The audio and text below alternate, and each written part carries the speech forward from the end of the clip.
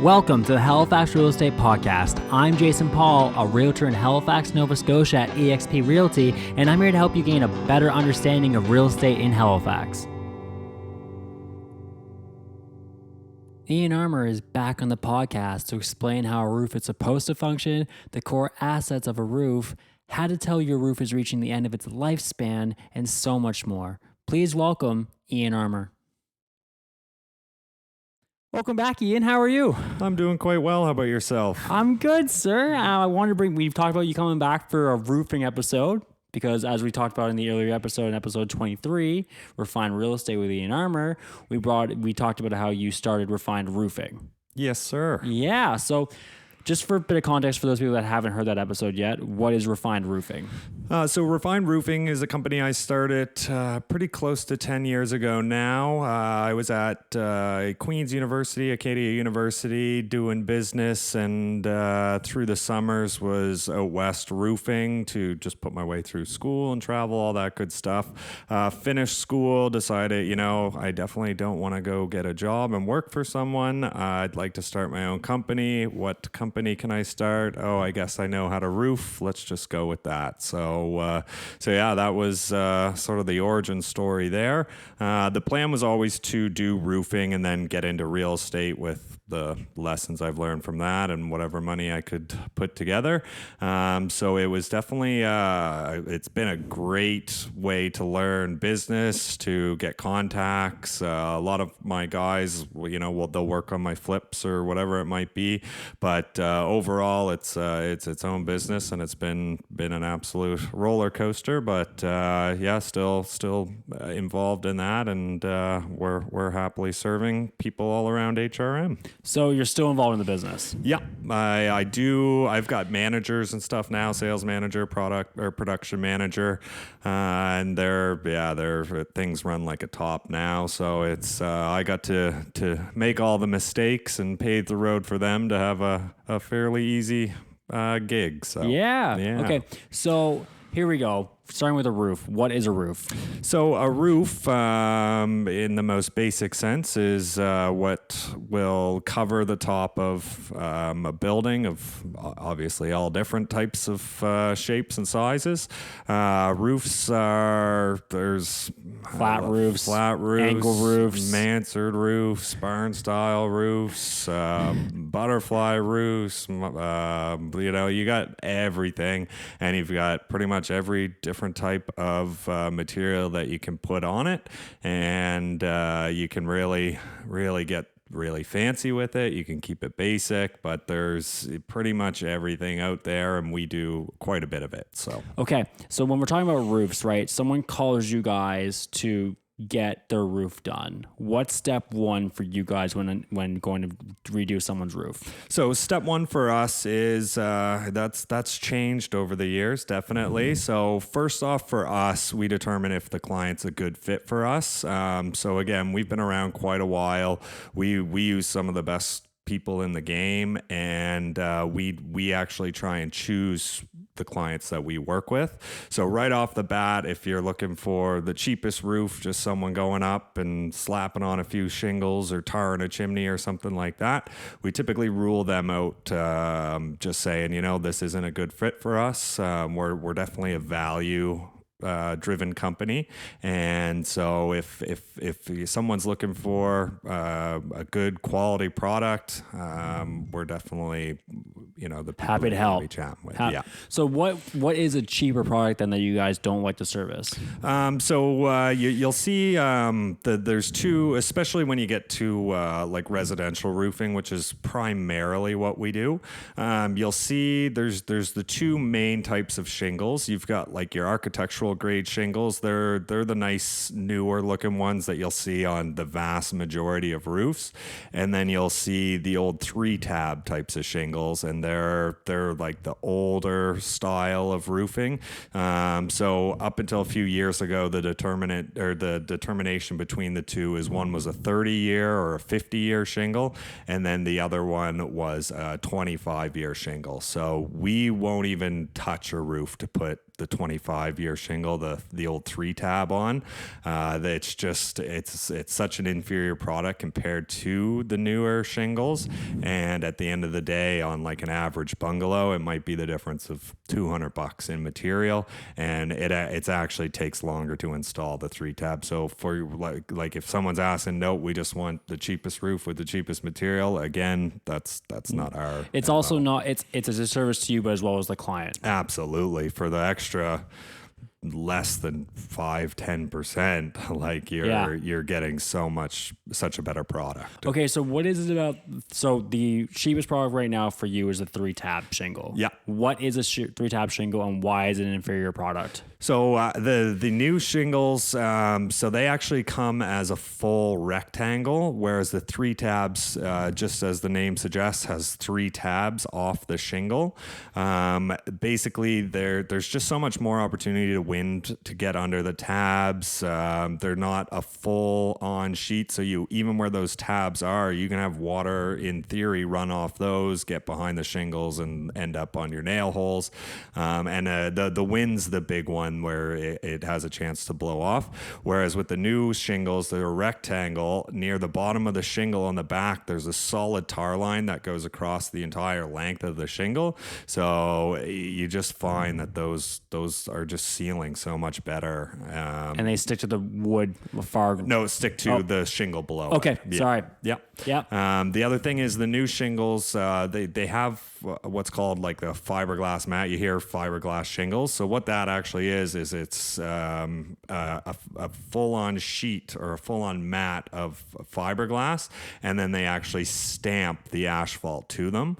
So they're actually much stronger. The tar's better. It's just a much better system. So the 3-tab shingle lasts 25 years. The architecture asphalt shingle lasts typically 30 to 35. So that is, or am I talking about a different product? No, you're not far off, but it's actually a very weird industry standard. So what happened was, I would say probably maybe in the last 4 or 5 years, they went from saying, okay, this is a 30 or a 50-year shingle, and now they just call them lifetime shingles. Whose lifetime? I have no idea. But they're not guaranteeing they're that. not guaranteeing anything. So it's actually, again, I've been roofing almost 10 years now, and I still look at shingle warranties, and I'm like, I don't even know what they're saying here, because they're so all over the place, and you can't get an actual answer. So in actuality, they can't say, okay, this is going to last 30 years. They can't even say this will last 20 years. They'll say, okay, it's prorated and has a warranty, for an ironclad warranty up till 10 years. And all that's really doing is protecting you against manufacturer defects. So, say the asphalt starts leaking out, or, you've got the tabs on the architectural ones, say they start peeling off, stuff like that. You'll definitely be able to collect some money back on. Is that going to be an easy process? Absolutely not. But it is something that it's definitely hard to maneuver what these warranties are even saying. So the other thing is, with a lot of the major manufacturers, you can be a registered installer, and so we are for most of the major brands. That registered warranty is going to hold way much water than just whatever the product warranty is. Yeah. Okay, you unloaded a lot there. I've got a few questions in that. First off, you guys are registered installers of almost every product on the market. Is that for across the roofing industry, or are you guys just a select few that actually did do the effort of getting registered to install these products? Yeah, it's more so we went through the effort of doing it. So we have our few brands that we do probably 90% of our business with, but it's not rare for, say, a client on either a bigger job or on some other job to say, okay, no, say the architect told us we got to use these, or the project manager, or whatever it is. So we like to be able to use a number of products, but if it's up to us, there's definitely products that we would prefer to use. Yeah, of course. What I meant by the registration of being able to install products, I meant in a sense of like, compared to the rest of it in the industry, can a customer check and ask, and is it good for them to check and ask if these individual companies that they're working with or getting quotes from are all registered to install the product that they would like install on their roof? Absolutely. So although the registry process isn't anything crazy, they go over their specific guidelines of how they want things done. So say there is an issue down the road and you, after a hurricane, you lose half your roof, and they go back and check and they're like, oh, wait a second, all your nails were 2 inches too high, or you used 3 nails per shingle when you should have used 5 or 6. So it's just that much better of a standard to know at least the way that manufacturer wants things done's been explained to the company. Okay. So. Now I'm going to bring it back to the roof type of roof shingles. So we talked about the 3-tab, we talked about the architecture. Are there any? This is going to be a vast question. Yes. But how many are there in terms of types of shingles on the market? Yep. People to choose from? So it's just shingles alone. So we do shingles. We also do metal. We do even some rubber stuff. But just for shingles' sake, there's probably about 5 main manufacturers that are in and around HRM or even the Maritimes. So you have your Certainteed, your GAF, your IKO, your BP, and CRC. They'd be sort of the main ones. Yep. We typically would we prefer to only install Certainteed and GAF. IKO's getting better, but those are the ones that we've been using now for years and years, and we have very, very few issues with them. Okay. So all of those have your base shingle, and then they all have like a pro version, which is just maybe 5-10% more asphalt, so 5 to 10% more weight in the shingle. And then almost every single one of these shingles has like a luxury brand, and then there you're getting into some serious shingle weight.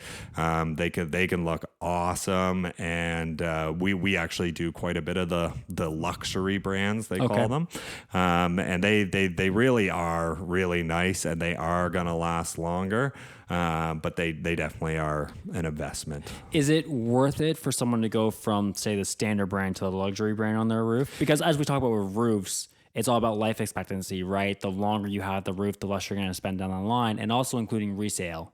In case you want to make that move. So is there such a difference in standard versus luxury that is worth the extra, you say 5 to 10% to get that job done? Yep. So I can tell you what I have installed on my roof, and if that's any indication By of all what means. I would suggest.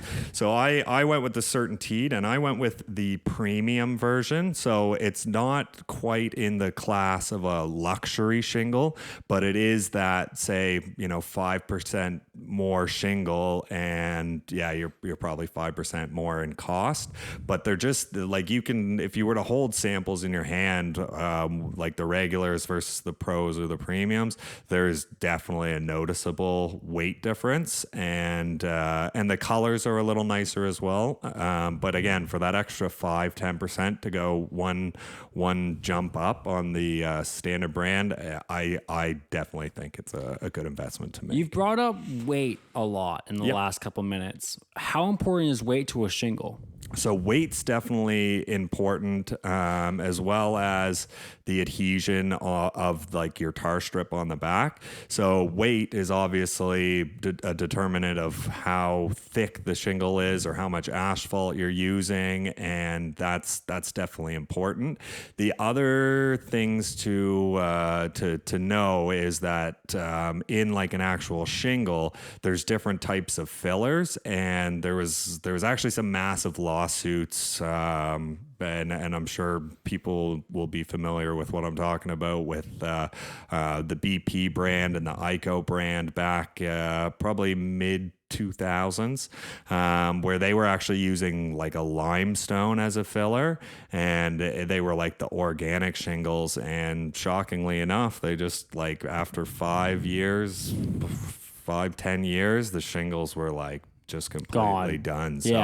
So that's a case where, okay, it doesn't matter how heavy it is. If you're using a limestone like filler, they're still going to come undone. Obviously, they've made improvements. sweeping improvements across the entire industry where they're obviously doing much better. But yeah, weight's definitely just goes to show how much asphalt's actually being used, which is what is protecting your house. Okay, so you say the filler, there's part of a shingle that fills it, I guess. So what is a common product used to fill a roof shingle? So I know if that can vary, we can shift. Yeah, it can definitely shift. So yeah, you got the main thing is if you have a high asphalt concentrate, that is one of the more important things. I couldn't even go into all the different little types of fillers that they use now.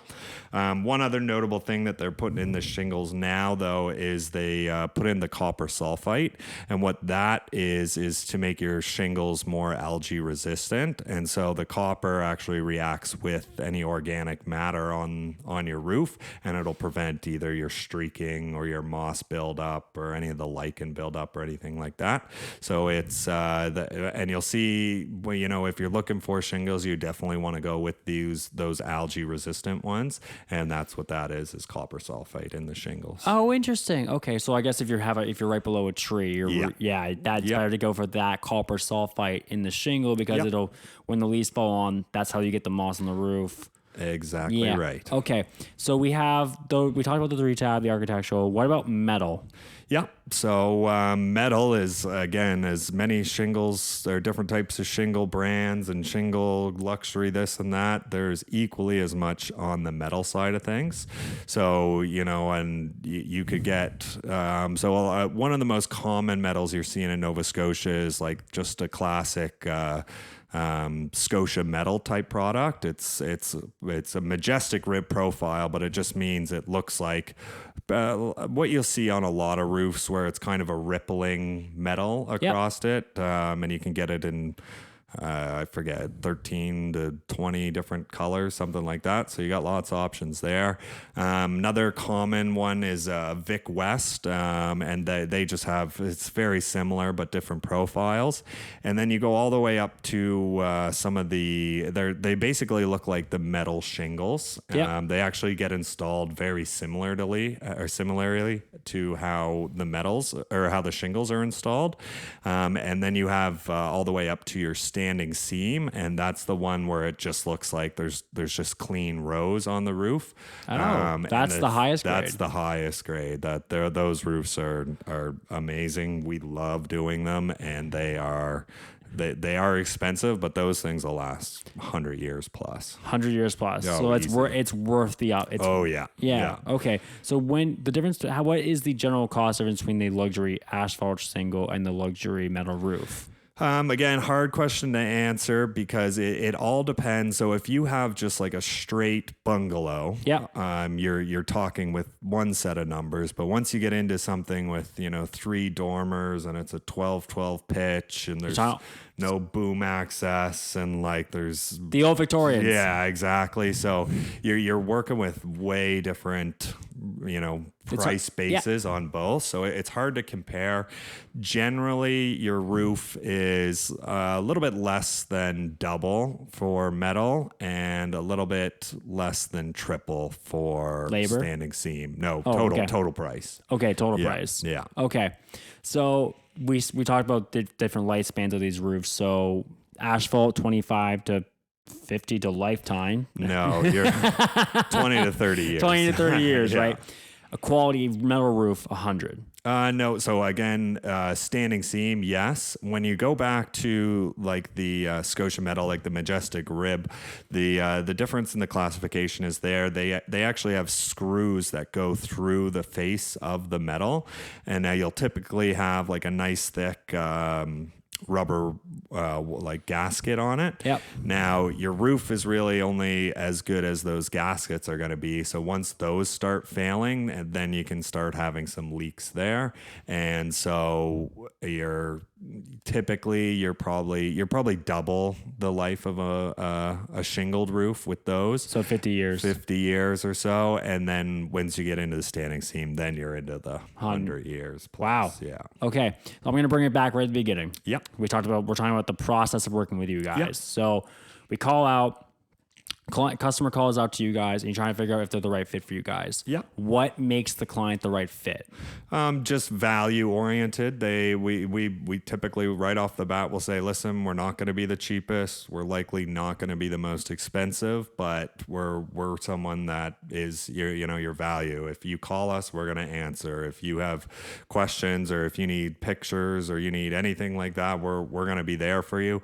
We're not just going to disappear, not answer our phone. Our guys are fantastic. So shout out to any of that, to all my guys. They're friendly, they're easy working, they're, not swearing on the roof or listening to crazy loud rap music or whatever. They're very, clean cut for the roofing industry. They're all well trained. They have all their certifications. They've all been doing this for years and years and years. And we have next to no issues on that end of things. So if that's, and that's obviously going to cost you more than, some guy with his truck and trailer who's not going to be in business next year. So, okay. So that's the distinction. And there's a few good companies around, but there's a lot of bad companies around. So, the old saying is, you think a good roofer is expensive, try hiring a bad one. We have gone in many times to have to fix the mistakes of past roofers where they spend all this money on a nice shingle, but if you don't have the right people installing it, we're back 3 years, 2 years, 5 years later to replace the whole roof, because turns out they nailed every shingle too high, or their gauges on their nail guns were off, or they didn't resheet when they should have, or they don't know how to have those right conversations. Yep. And they're just out there trying to make a buck. So it's a very real gamble you're taking by hiring the cheapest roofer. Yeah, of course. Okay. So it's a good fit. You decided that this client, you guys are a great fit. What's the next step then? So next step is we'll set up a time when one of our sales manager can go out and take a look at the roof. With COVID and stuff, some people prefer that we just go by on our own time. We do our measurements, just check everything out. Life's good. Some people love to meet in person and go through samples and chat and go over warranties and all that good stuff. We're happier to meet you in person and chat it out. But we're happy to do it however they're comfortable doing. So you guys go and take measurements of the roof. So that's it always depends. So we actually use a program that it takes satellite images and measures the roof like down to the foot, and it's awesome. Any complicated roofs, we'll do that. We still like to do a site visit just to make sure, there's no power lines in the way, or there's not a pool understanding right the space you're working in. Yes, yeah. And just seeing, that area there looks like you could definitely have some rot there. So we're gonna like to walk it as well. Again, feeling for those rotten spots, and then you can actually get in and see, the chimney flashing definitely needs to be redone, or this looks good, or the wall flashing is bent, or whatever it might be.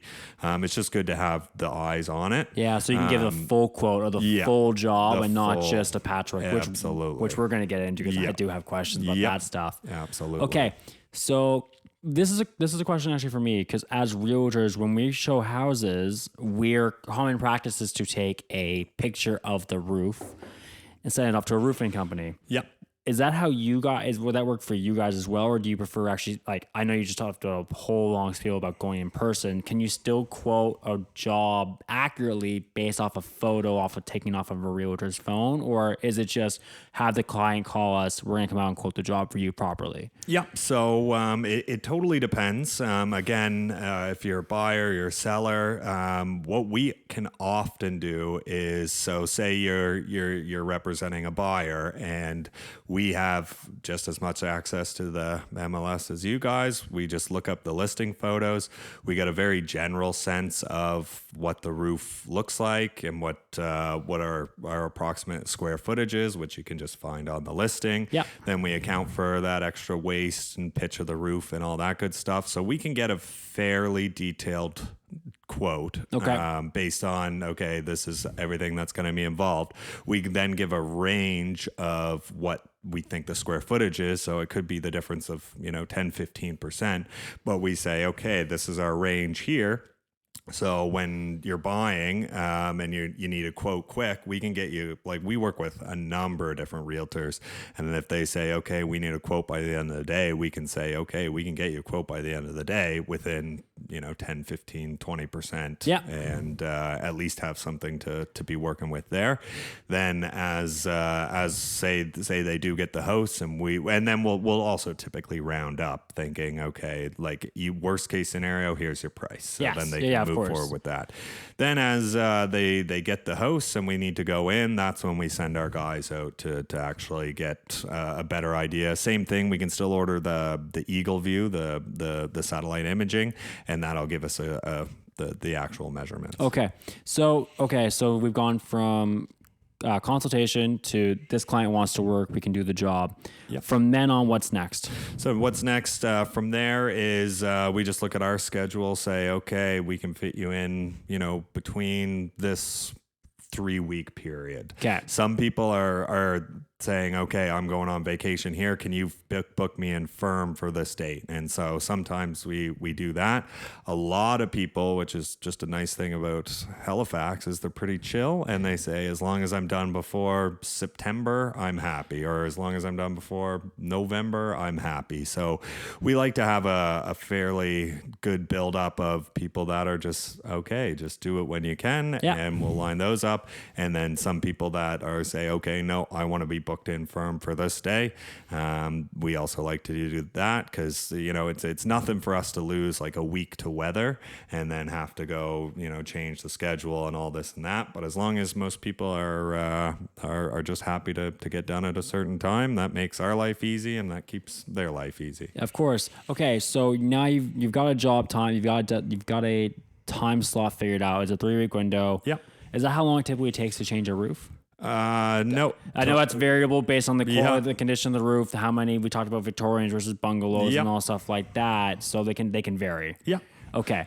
So for us, like a bungalow, that'd be like a day job. Okay. And Victorian, that could be a 2-week job, 3-week job. Because of all the ridges Yep, and all the yep. angles, pitches. So, but yeah, it totally depends. And yeah, typically metal, same type of timeline. Sometimes metals can even be quicker, but yeah, you're typically a day or two on a smaller roof, and typically about a week on a bigger, crazier roof, and then up to multiple weeks depending on just how crazy the house is. Okay. So you mentioned something. So when you finish installation of the roof, it's just a matter of payment. Yeah. Okay. Are there different ways for people to pay in case they don't have the money up front, or is it just a one upfront payment? Nope. So what we typically do is we'll collect a deposit just to hold people's place in line because we get quite busy and we just want to make sure we're dealing with serious people. Yeah. Again, back to the value proposition there.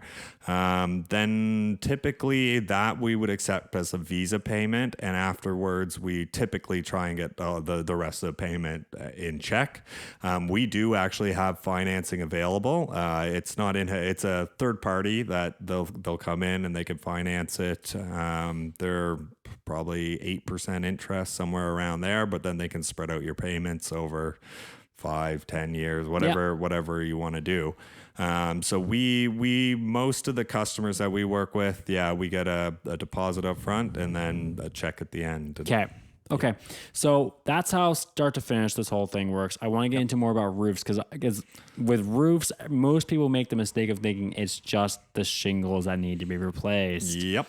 What are the hidden things about roofs that people may not know or may not be in common knowledge when you go to change a roof? Yep. So some of the common things. So before we get to there, so yeah, the shingles are absolutely one huge component of a roof, but there's definitely a lot more than that. So the other one is another one, I should say, is your ventilation.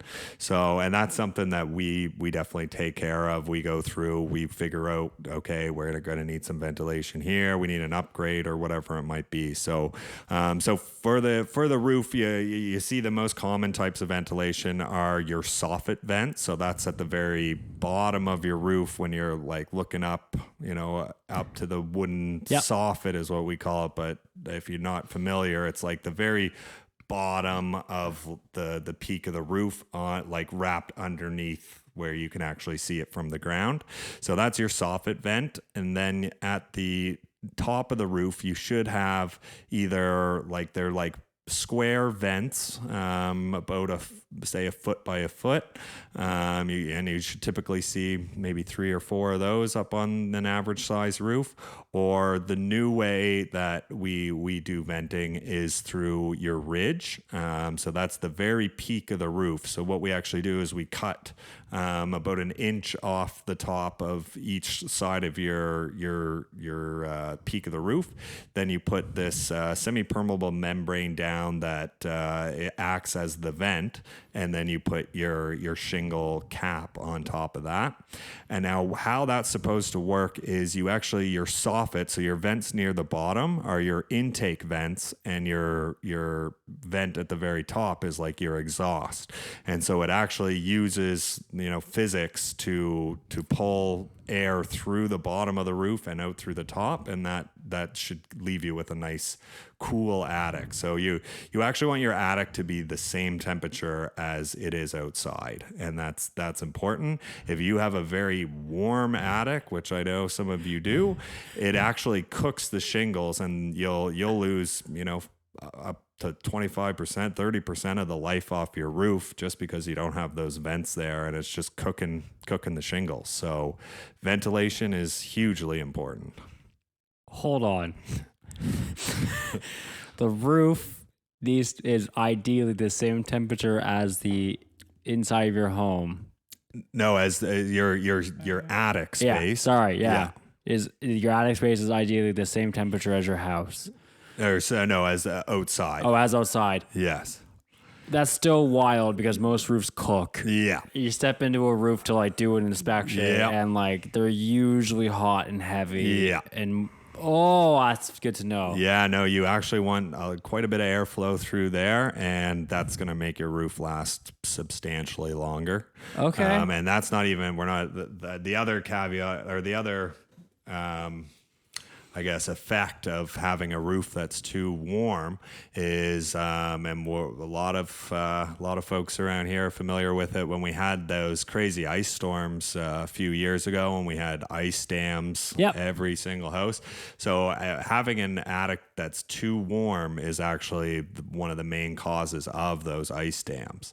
And it just takes one bad winter for us, and then my phone gets about 100 calls a day with ice dams everywhere, because we're actually one of the leading websites, and I'd say companies as well, dealing with ice dams. So those few years ago, it was crazy. Like we had interviews like on CTV, on CBC, all that stuff, because we were the leading experts in ice dams. What is an ice dam? So an ice dam is, so you can imagine just that is, so imagine in the winter, you've got a thin layer of snow or ice on your roof, and then you get these large temperature swings, but basically the heat trapped in the attic will melt that snow, and then it'll actually then freeze thaw and create exactly that, an ice dam, where there's there's literally a dam of ice midway up your roof, and then once the temperature heats up a little bit more, then the attic temperature will melt that snow, and then because it doesn't have a way to get off the roof, it'll work its way back in and leak right through the nail hole. So that's another thing about shingles is shingles aren't actually designed to stop water. They're designed to redirect it. So if the water doesn't have an opportunity to get redirected, it's gonna just find its way into a roof. And I'm not kidding, yeah, like 200 phone calls of people with ice dams during that crazy stretch of winter. What was that, 3-4 years ago? 2015. Was it 2015? Yeah. Where it was So like 5 years. I used to call it Wicked Wednesday. Yeah, Like that's the one. Every Yeah. Wednesday. Yep. And people who move here and I tell the story, they Yeah. don't quite believe me that every Wednesday for like 6 weeks, Yeah. we got hit with a snowstorm of like 50, 20, 30, 50 centimeters of just and like the worst thing was I always had soccer on on Wednesday nights, Yeah. so I missed half my season. Yep. Because of Wicked Wednesdays. Yep.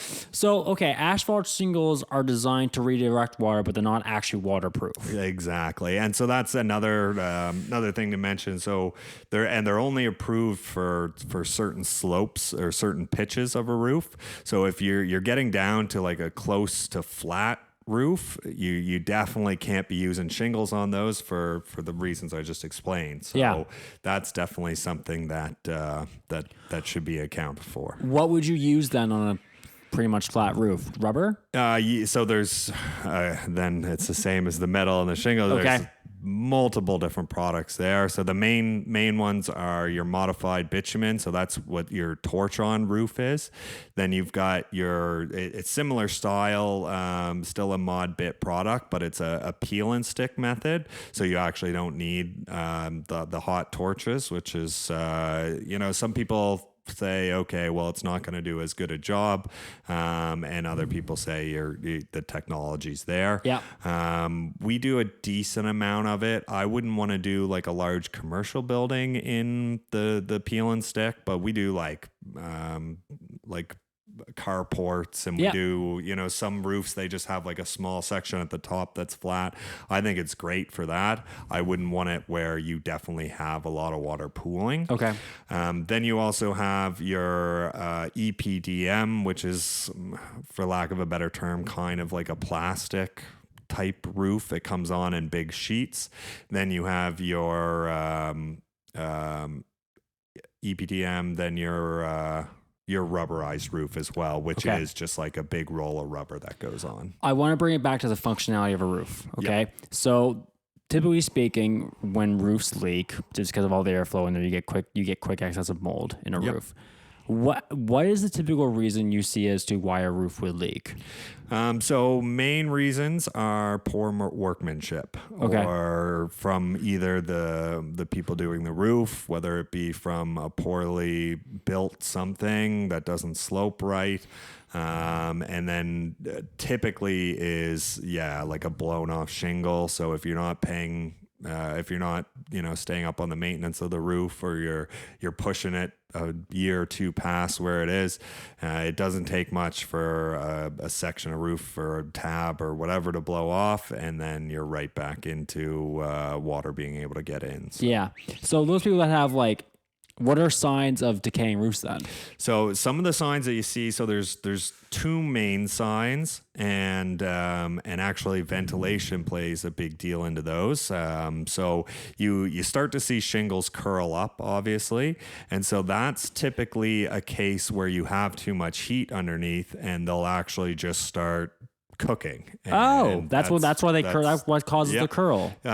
Just the shrinkage in the material just being too hot. Same as like if you were to put plastic on a burner and it just curls up. It's the same thing, but over 20, Yeah. 30 years. Well, whatever. 10. Yeah, 10, 10 15. years. Yeah. But then, so that's one. The other sign is you'll actually, when a roof has decent ventilation and it's not, just getting beamed with sun all the time, you'll actually start to see cracks forming in the shingles.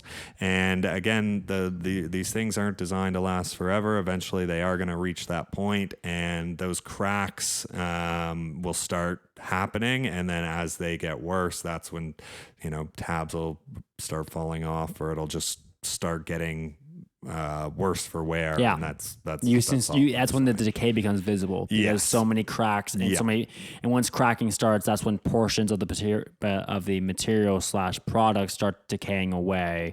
And that's when it really becomes apparent that it's time to, or soon enough, change a roof. Absolutely. So but that part, bringing back to ventilation again about cooking the roof, I had no idea that curl was actually caused by heating from the. It's not necessarily the cause for it, but it's definitely a factor in it. So sometimes, and like certain brands of shingles are more apt to curl back in the day. They're all pretty similar now, but that was definitely a part of it.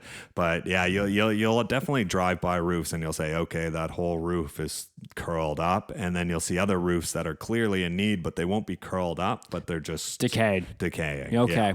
So there is actually a house around the corner that I drive by all the time that I'm like, I should knock on your door and give you your card so that you can get your, because we talk about water getting in there fairly quickly when a roof decays. I always drive by their house when it's raining and I get terrified because I know that I see the decay and I'm like, how much water is now in your attic?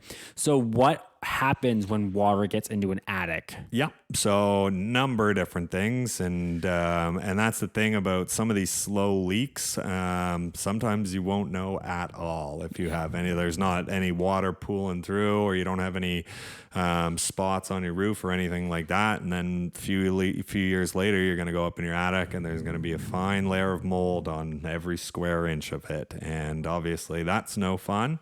Then obviously you can get the, wet insulation, and then you're, losing value there. And then one of the more expensive ones is when you start getting your plywood all rotted. And there's a number of cases for that. So another thing with lack of sufficient ventilation is you can get what's called dry rot as well. So you can imagine just having wood sitting in a steaming hot attic for 20 years, 10 years, whatever, that'll definitely cause rot as well. We've seen it from, we have to rebuild the trusses to just a little bit of rot here, a little bit of rot there. So I want to bring it back though, just for a second. So when you say wood rot with the hot heating up over the summer over a long period of time, would that be also be caused by water getting in there as well? Or would that just be from too much heat for too long period of time? Yeah, it can be both. Okay. Yeah. So they can go hand in hand to destroying your trusses, which is the main foundation to your house, to your roof. Yeah. So that's when it gets really bad. Typically we see maybe 1 in 15 jobs that we're doing, we'll start ripping off the roof, and then all of a sudden we say, hey, like this, all the plywood's rotten here.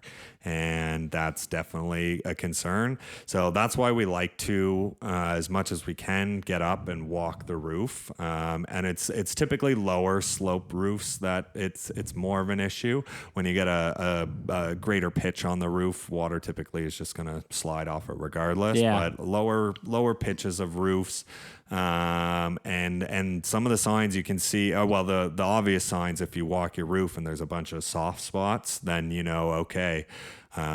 we're going to be needing to resheet this, and that's quite a bit more of a cost. Okay, you just said something very funny there. Walk your roof, like go up on your roof and give it a good walk. Yeah. Not a lot of people are doing that, my friend. No, that's why you hire us. I know I walk my roof, but I guess years of experience. Yes. Okay, so for the average consumer, how do they make sure? ways they can make sure that they're staying on top of their roof without maybe not getting up and walking on it. Yeah. So not necessarily getting up and walk on it, but even just sticking your head in the attic. If you're taking a flashlight, you're gonna see some of the warning signs of, okay, there's some bad things going on here, whether it be the mold or whether your attic is really warm, or if you see any dark spots that could be, a leak or something like that. Like water is gonna be pretty visible. Water always shows. If it's been leaking for any amount of time, you'll definitely see it. And then especially after a big storm, a lot of wind, a lot of rain, it's worth the 5 minutes to poke your head up in your attic and just do a quick check, make sure there's nothing there, because that's obviously when you're going to see it. And then just looking, if you can see, especially around your chimney, if you have a chimney, that's very often the place that wears out quickest. And then especially in any valleys, so any of the dormers you have, if you can inspect around the valleys, you often see leaks there as well. But yeah, it's just also after storm, if you can just go outside your house, just take a look up, make sure you're not missing any shingles. You're saving yourself a lot of headache.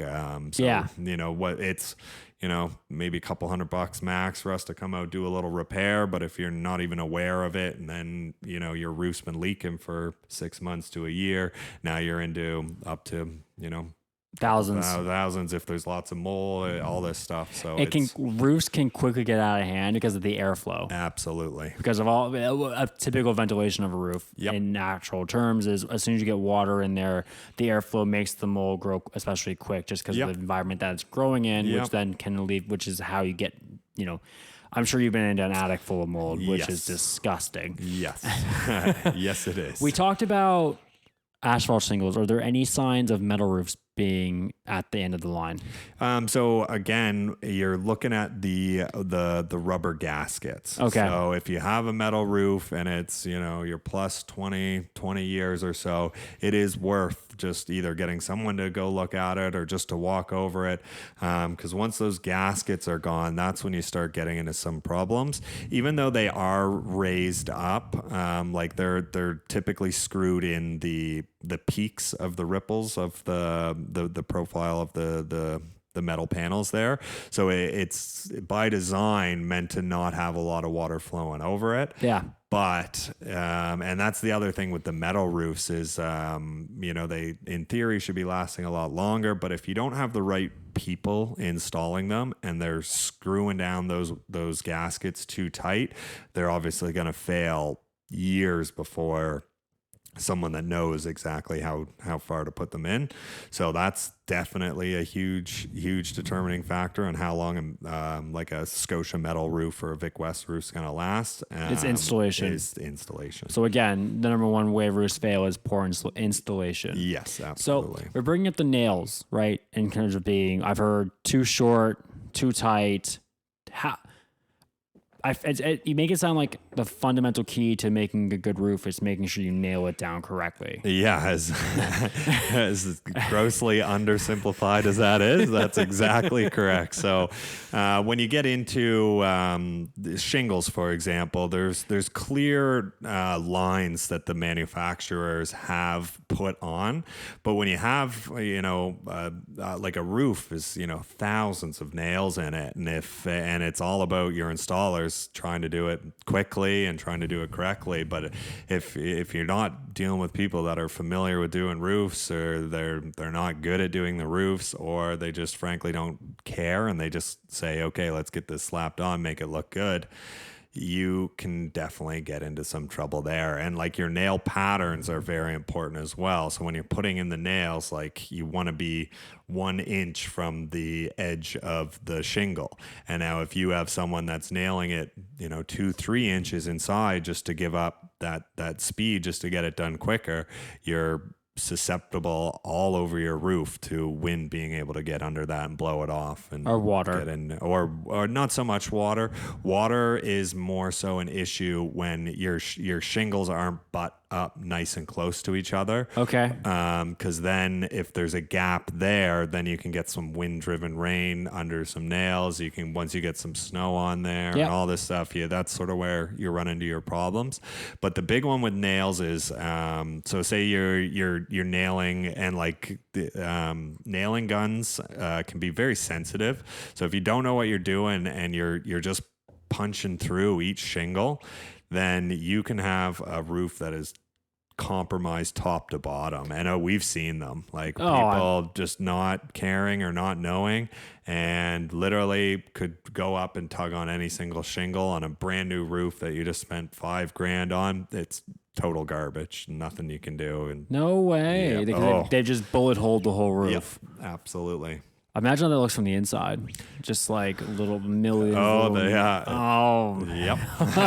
Shine a light and the whole roof reflects back at you is probably not a good sign. No. So that's actually fine, but it's the through the shingle. Like we're talking the difference of like 1/8 of an inch here. Oh, okay. And if again, like the gun should be set to healthily stick into that plywood, but if you're punching right through that shingle, then they're totally compromised. Jeez. Yeah. Okay. So that you've overwhelmed me with information on a roof here, but okay, I'm going to go back to the functionality of a roof, right? So we talked about the shingles, we talked about the gutter, we talked about the ventilation, what about the gutter system in terms of getting that water away from the roof and the foundation, because you don't want your gutter to drain back onto the house. Yeah. Is that a whole part of it as well when it comes to roofing quotes? It depends. So we work with a number of gutter companies, so we don't do it in house. Okay.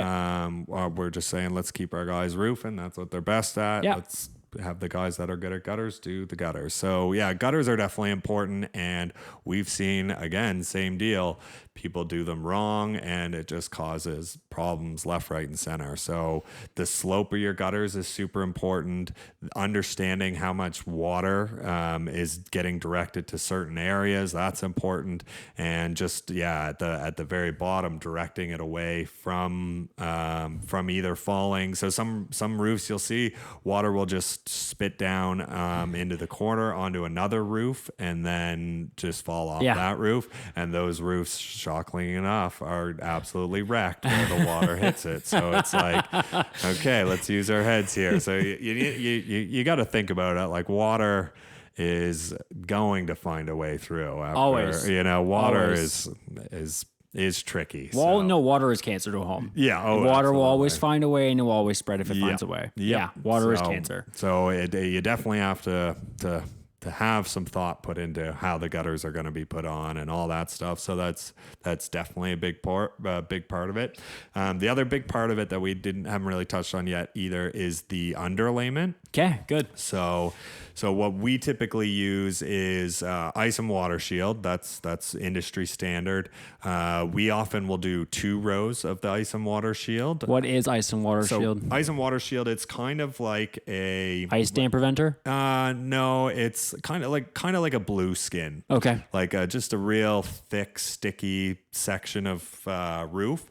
And so that actually, so anywhere where you're expecting there to be like a snow buildup or an ice buildup, that's where you want to put it. So that, or, water being diverted to that area. So in the valleys of every roof, we put it there. And on the bottom of the roof, we put it there.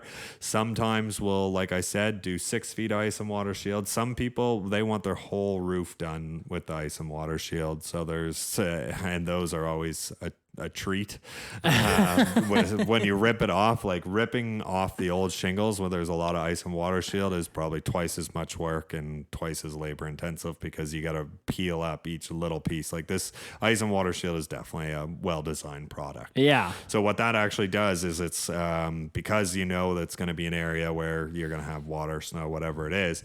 When you put the ice and water shield down and then you put your shingles in, when you shoot your nails into it, it actually sort of seals behind the nails as well. Okay. So you can actually have a decent amount of water or snow in that area and be confident that it'll be fine. So same with once you get into anything lower pitched, and I'm not talking like the flat, but lower pitched, you'd want to ice and water shield that whole thing.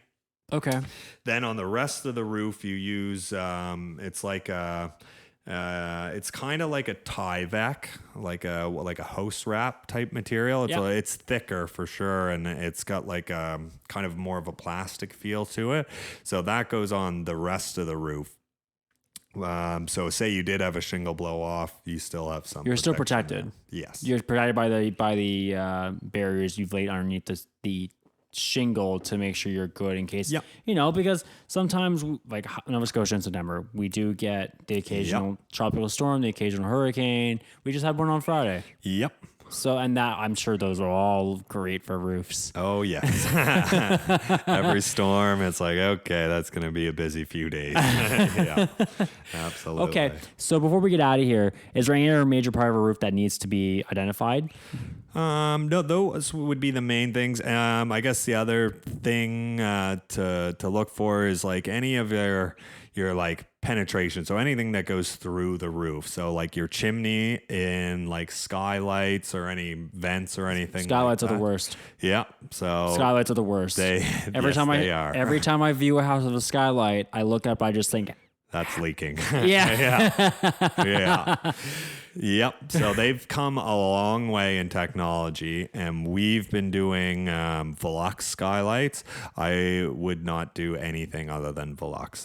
They are that much better. We've done I don't know how 100 plus in the last probably 2 years. Not a single issue with Amazing. It. Yeah. So they've come a long way, but if you've got like an old wooden skylight up there, you're gonna say, okay, that's an issue. Yeah, they're always the first thing. Yeah. But it's drilling a hole in your roof. It's drilling a window in your roof. Yeah. Yeah, that's exactly what it is. So no, definitely those. But what we typically see problems with first is your chimney flashing. Okay. So I don't know what it was, but years ago, there was a lot of people that pretended they knew how to do chimney flashing, and that is something that is very common to see done just very poorly. And yeah, we do quite a bit of work with replacing flashings and that type of stuff. I imagine anything to do with like being inserted into a roof can be a potential place for disaster, because if you don't seal it properly, you don't put the protections in place, water gets in. We talked about the airflow of a roof, especially if it's a hot concentration, then you're just going to compromise the whole thing. Yep. You guys do chimney flashing, as you just said? Yeah. Absolutely. Okay. Do you fix skylights? Because I just got to cover all my bases here. We replace skylights. You replace skylights. Yeah. It's like, again, it's for us to, for someone says, okay, I've got a leaky skylight. Okay. Can you guys come out and look at it? And then we do. And then they say, okay, just throw some tar on it. And then we're like, okay, it doesn't fix it.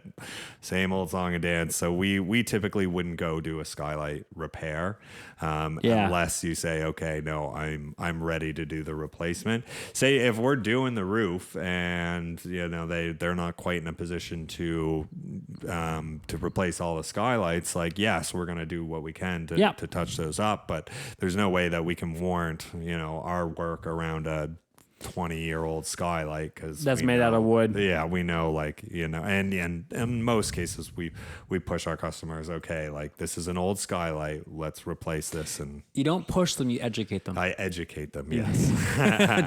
Can't sound like such a salesman. Yes. Man, all right, Ian, man, that's literally all I got for roofs. Yeah, no, that's unreal. Thank you so much for your time, as always, sir. I'll have you back in September for Investment Properties 2.0. Yes, sir. Thank you very much for having me. No worries. Thank you. Alrighty. Bye. Bye. If you'd like to get in touch with Ian, you can reach him at 902-790-3451 or ian.armour@refinedroofing.com.